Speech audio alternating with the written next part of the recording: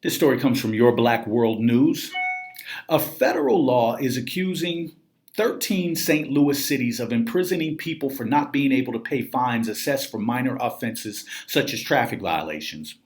According to Courthouse News Service, St. Anne, Edmondson, Normandy, Cool Valley, Velda City, Beverly Hills, Pagedale, Calverton Park, St. John, Bell Ridge, Wellston, Velda Village Hills, and Bellefontaine neighbors are all being accused of setting up debtors' prisons. In 2015 alone, the defendant municipalities issued an average of 1.7 arrest warrants per household and one arrest warrant for every adult, mostly for allegedly unpaid debt in connection with tickets supposedly involving traffic violations and other petty offenses, the complaint alleges.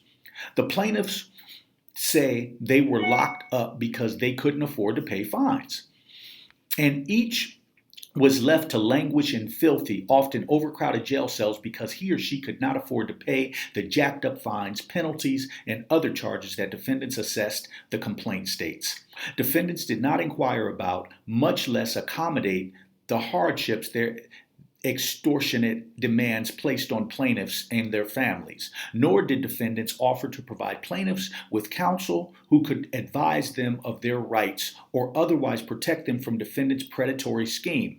This certainly wouldn't be the first time that a city had been accused of setting up debtors' prisons. A county judge in Alabama temporarily shut down a system near Birmingham in 2012 that turned over unpaid fines to private probation company. The companies began jailing people who couldn't pay their fines. From a fair reading of the defendant's testimony, one might ascertain that a more apt description of the Harpersville municipal court practices is that of a judicially sanctioned extortion racket, wrote Alabama Judge Hub Harrington, the New York Times reported in 2012. Most distressing is that these abuses have been perpetrated by what is supposed to be a court of law. Disgraceful.